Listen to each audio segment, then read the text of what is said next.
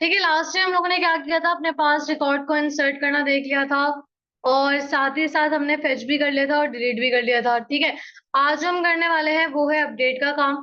ठीक है, तो मैं अगर यहाँ पे एक काम करते हैं, बटन दे देते हैं जिसकी मदद से हम लोग जो है शो प्रोडक्ट्स। ठीक है, तो यहाँ पे कोने पे एक बटन बना देते हैं जहाँ पे मैं शो प्रोडक्ट्स के लिए जा सकूं।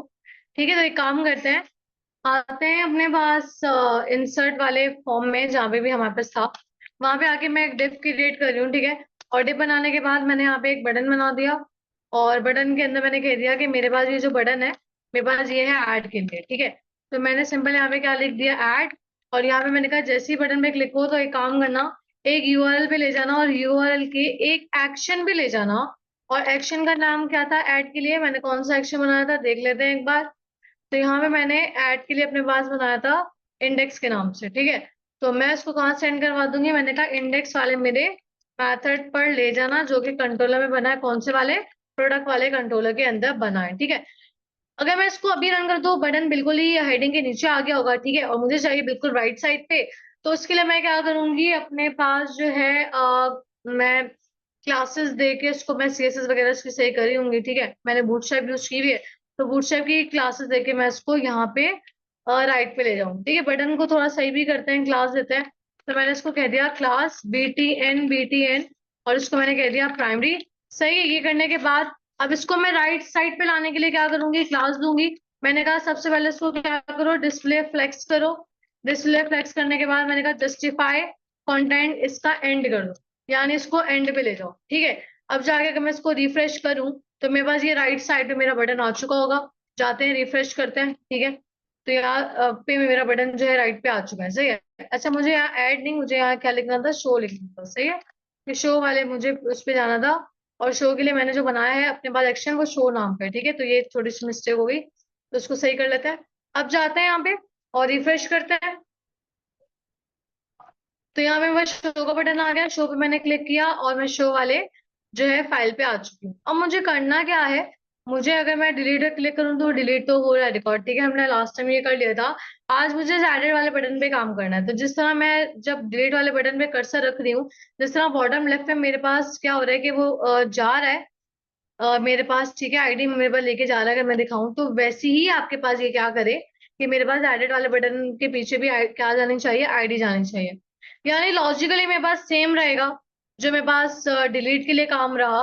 तो आते हैं और यहाँ पे मैंने जिस तरह डिलीट के लिए पास किया है वैसे मैं किसके लिए पास करवा दूंगी। मैंने कहा जैसे ही मेरे पास एडिट वाले बटन पे क्लिक हो तो एक काम करना, मुझे एक एक्शन पे ले जाना। अब एक्शन मैंने बनाया हुआ नहीं है, तो एक काम करते हैं, यहाँ आके मैं एक एक्शन बना देती हूँ। तो यहाँ पे आके मैंने क्या किया, एक एक्शन अपने पास बना दिया जिसका नाम मैंने रख दिया एडेड। ठीक है, और यहाँ पे फिलहाल मैंने अभी कुछ भी नहीं किया, सिंपल अपने पास रिटर्न व्यू नॉर्मली बना दिया। सही है, अभी मैंने कुछ भी नहीं करवाया, सिर्फ एक्शन बनाया। यहाँ पे आके मैं उस एक्शन का नाम पास कर देती हूँ, मैंने कहा एडेड वाले एक्शन पे जाए, जैसे ही एडेड पे क्लिक। ठीक है, और ये कौन से कंट्रोलर में मिलेगा, मैंने कहा ये आपको मिलेगा मेरे प्रोडक्ट वाले कंट्रोलर में।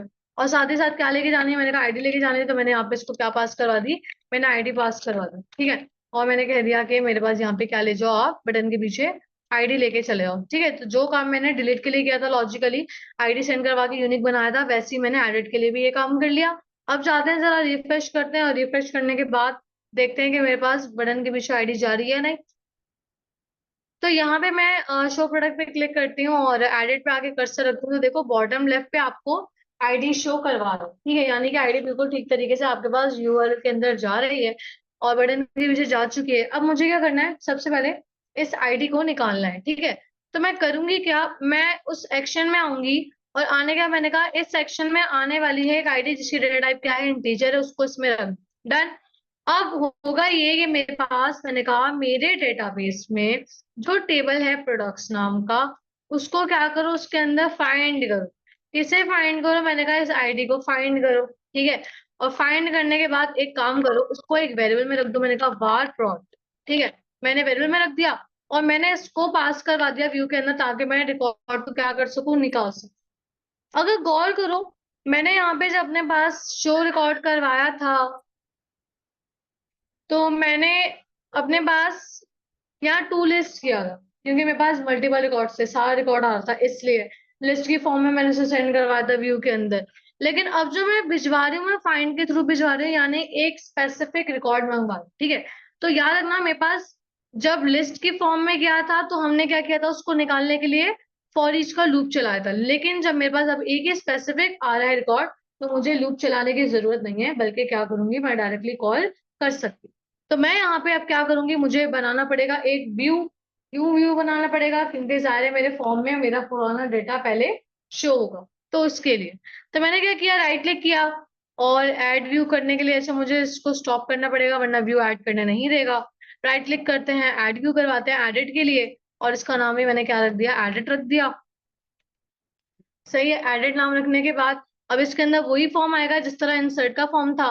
तो मैं वही वाला क्या कर लेती हूँ, कॉपी कर लेती हूँ, और यहाँ पे आके मैं अपने पास पेस्ट कर लेती हूँ। ठीक है, यहाँ पे इंसर्ट की जगह हम क्या कर देते हैं, एडिट प्रोडक्ट। ठीक है, और इसके अलावा मेरे पास यहाँ पे अब मैं क्या करूंगी, पुरानी वैल्यूज निकालू। ठीक है, पुरानी वैल्यूज अगर याद हो, हमारे पास जिस तरह पहले भी हमने डेटाबेस से जब वैल्यू निकाली थी, तो हमने एट मॉडल का यूज किया था, लेकिन पहले लिस्ट फॉर्म में यूज किया था। आई अगेन रिपीट, इस बार लिस्ट फॉर्म में नहीं है, डायरेक्टली है। तो मैं क्या करूंगी, यहाँ पे डायरेक्टली आके क्या करूंगी, अपने मॉडल को जो है टारगेट करूंगी। मैंने कहा @मॉडल, और मैंने कहा कौन सा वाला मॉडल, मैंने कहा मेरा प्रोडक्ट वाला मॉडल, दैट्स ऑल।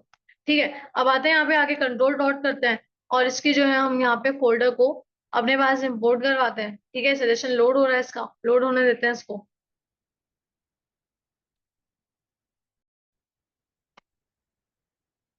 यहाँ पे हमने इसे ऐड करवा दिया यूजिंग को। अब जाते हैं जरा, मैं नीचे क्या करूंगी, मैं यहाँ पे आऊंगी इनपुट्स पे, और इनपुट पे आके पहली वैल्यू शो करवाने के लिए हम क्या देंगे, वैल्यूज देंगे। मैंने कहा वैल्यू का एट्रीब्यूट इस्तेमाल किया, मैंने कहा @मॉडल, और मॉडल से क्या निकाल लूं, मैंने कहा डॉट नेम, और इसी तरीके से बाकी तमाम चीजें निकाल लेंगे। ठीक है, यहाँ पे क्या आ जाएगा, डिस्क्रिप्शन, यहाँ पे क्या आ जाएगी, प्राइस। ठीक है, यहाँ पे क्या आ जाएगा, प्राइस दे देंगे। जाके जरा इसको रन करते हैं।